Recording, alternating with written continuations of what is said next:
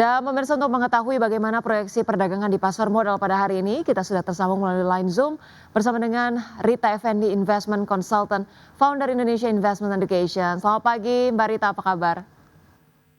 Halo, selamat pagi Mbak Rosa, kabar baik. Makasih untuk invitation hari ini. Baik, thank you juga sudah meluangkan waktunya Mbak Rita di Marketplace pada pagi hari ini. Semoga kabarnya selalu sehat. Mbak Rita, kalau review sedikit terkait perdagangan kemarin setelah libur atau long weekend, naik rebound cukup kuat ya, 1,19% pasca libur panjang ditopang kemudian saham-saham big banks dan juga consumer. Anda mereview seperti apa? Apakah kemudian secara saham per saham yang kemudian mendongkrak IHSG atau ada sentimen cukup positif lainnya nih Mbak Rita? Kelihatannya memang, market kemarin mengakhiri perdagangan di level 8310 itu karena setelah libur panjang orang kembali mengambil posisi dan juga dipicu oleh technical rebound karena tekanannya sebelumnya kan lumayan membuat banyak harga saham tuh terkoreksi lumayan jauh ya. Setelah libur orang berani ngambil posisi lagi, kemudian ditopang juga sentimen positif kondisi ekonomi domestik yang masih kuat, sama harapan dari investor untuk kinerja emiten sama potensi pembagian dividen yang memang udah diantisipasi oleh investor retail untuk sementara ini.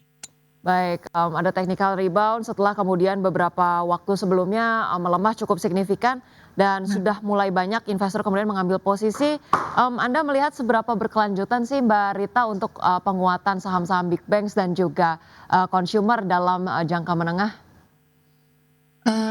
Untuk jangka menengah kita masih nunggu yang namanya hasil dari MSCI itu ya, itu Ya. akan diumumkan bulan Mei ya. Jadi kayaknya sementara dari sekarang Februari sampai Mei, mungkin masih bisa ada sedikit penguatan, tapi setelah menjelang Mei itu orang akan lebih wait and see lagi. Nunggu bagaimana hasil dari MSCI, apakah MSCI bisa menerima apa yang sudah kita propose untuk yang mereka inginkan untuk pembukaan data sampai 1% dan sampai UBO-nya itu atau ultimate beneficiary owner itu terlihat gitu. Apakah udah cukup? Kalau udah cukup itu baru market akan melanjutkan rally yang lebih kuat lagi setelah itu. Baik, terkait saham-saham big banks dalam jangka menengah kemudian masih menunggu bagaimana update terkait dengan MSCI. Tapi terkait dengan proyeksi keputusan suku bunga dari Bank Sentral Global dan juga keputusan untuk suku bunga pada hari ini dari Bank Indonesia, Anda melihat ini sudah cukup price in atau seperti apa sih Mbak Rita proyeksinya? Kelihatannya udah price in juga ya untuk kemungkinan hari ini suku bunga itu akan ditahan di level 4,75. Memang sebagian udah sesuai dengan konsensus investor juga memperkirakan BI masih akan menahan suku bunga di level tersebut karena ini akan lebih sementara untuk memberi kepastian untuk sektor perbankan dan consumer ya. Tapi gimana arah suku bunga selanjutnya kita masih juga nunggu arah suku bunga The Fed. Nah, kalau The Fed-nya masih akan hold, ya memang diperkirakan juga hold karena cut suku bunga untuk US kemungkinan hanya 2 kali dalam setahun ya. Jadi kayaknya memang udah price in sih sementara itu. Baik, jika kemudian asumsinya sudah price in, apakah kemudian artinya pergerakan saham-saham big banks dan juga properti ini cenderung tidak terlalu banyak terdampak oleh keputusan suku bunga hari ini, Mbak Rita? Iya, kelihatannya begitu. Tapi mungkin sebagian investor akan start bargain hunting ya untuk saham-saham big banks karena memang memberikan dividen yang cukup lumayan ya dan kemarin habis terkoreksi lumayan banyak. Jadi banyak juga yang mulai ngumpulin big banks untuk antisipasi dividen. Baik baik, kalau bicara mengenai pergerakan saham-saham big banks, Mbak Rita Mhm, terkait dengan BMRI, mhm. kemudian BBRI, BBCA kemarin, tampaknya menjadi penggerak utama, review Anda untuk, mungkin saham-saham perbankan Himbara, seperti apa nih? Adakah kemudian yang cukup signifikan boleh kita ulas di pagi hari ini, Mbak Rita?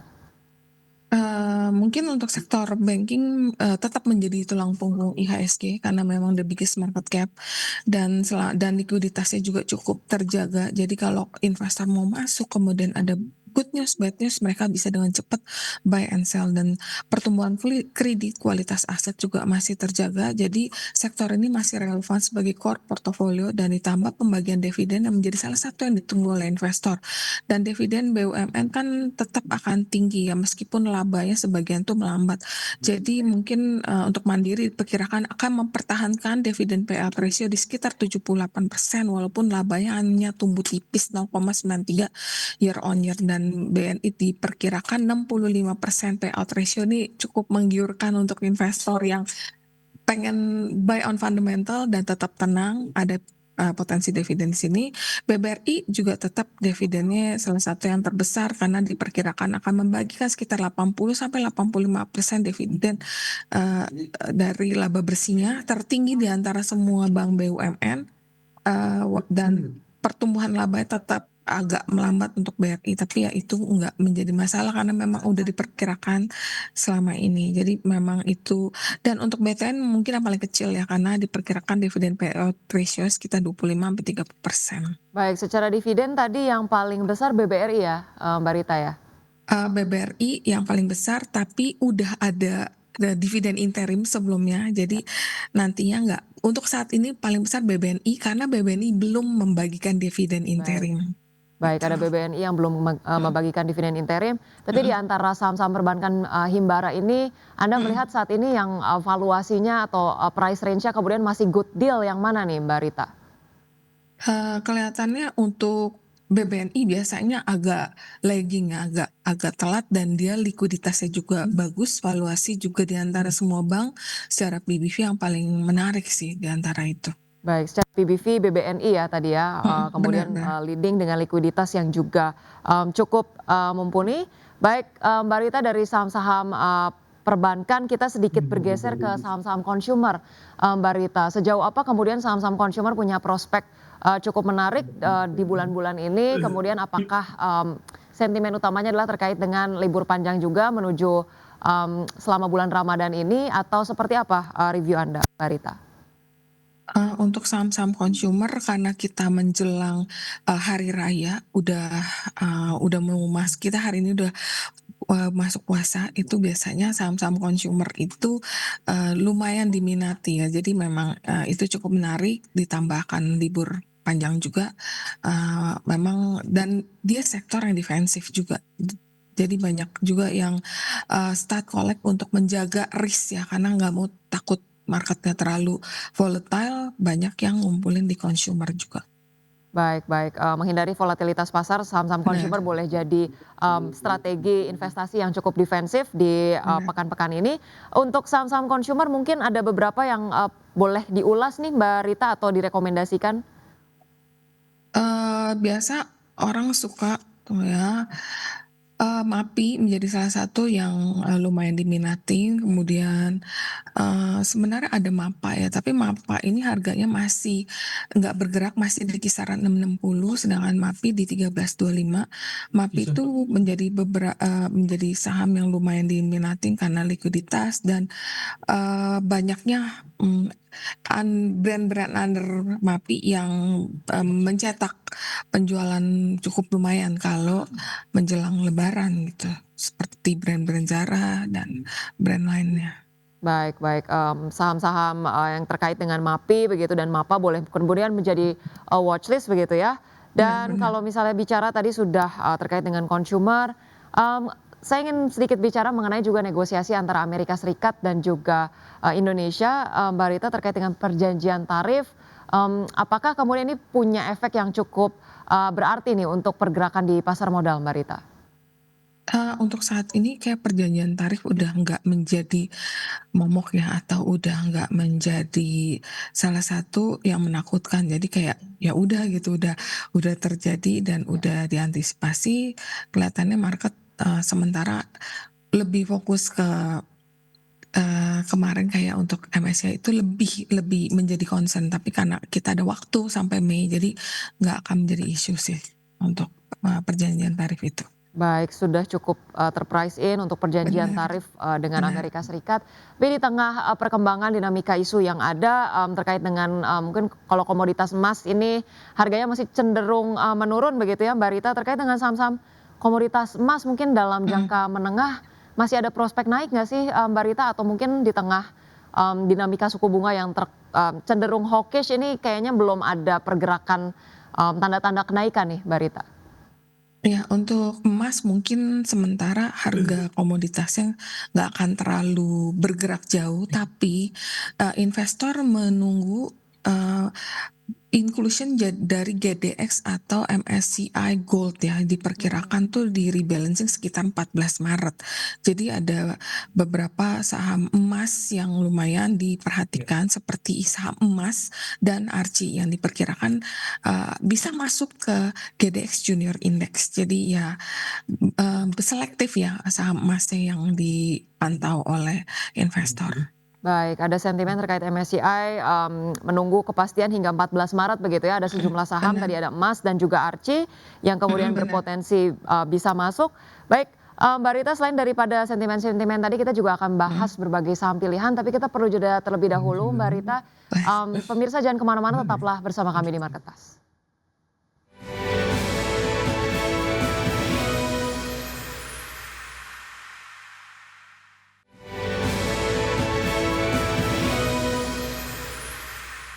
Iya baik pemirsa terima kasih Anda masih bersama kami di Market Pass dan sebelum kita lanjutkan dialog kita pada pagi hari ini, kita akan lihat terlebih dahulu bagaimana pembukaan perdagangan IHSG di 3 menit pertama perdagangan pagi hari ini. IHSG sejauh ini terpantau menguat tipis pemirsa 0,29% ke 8.300-an. Kemudian top gainers ada BP, ada saham HM Sampurna, kemudian Medco, ada Bumi, ada Energi Mega Persada, kemudian untuk top losers ada Bull, Pumi, GTSI, Gasa, kemudian Goto.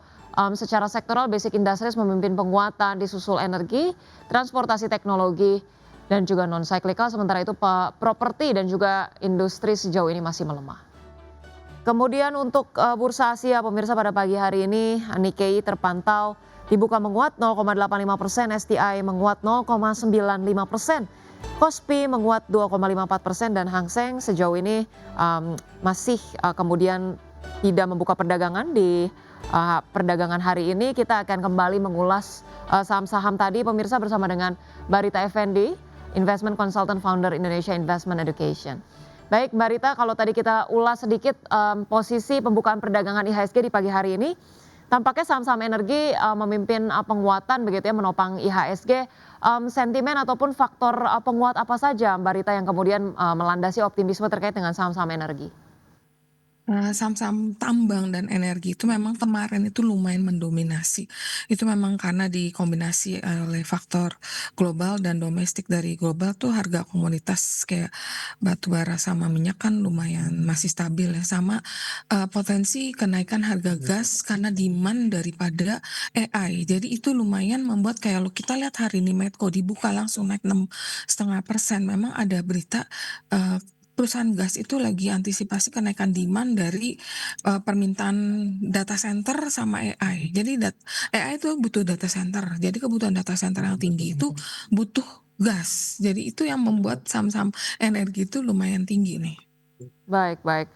Terkait dengan demand membuat kemudian saham-saham energi dan juga Benar. tambang ini masih leading. Mungkin kita akan ulas satu persatu Mbak Rita.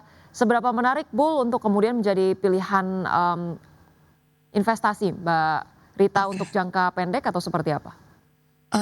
Untuk Sambul memang kita memasukin namanya super cycle, siklus super cycle daripada sektor pelayaran. Karena memang kenaikan harga daripada sewa kapal tanker itu dan memang dari menteri juga akan ada insentif untuk sektor pelayaran ya, terutama untuk galangan kapal.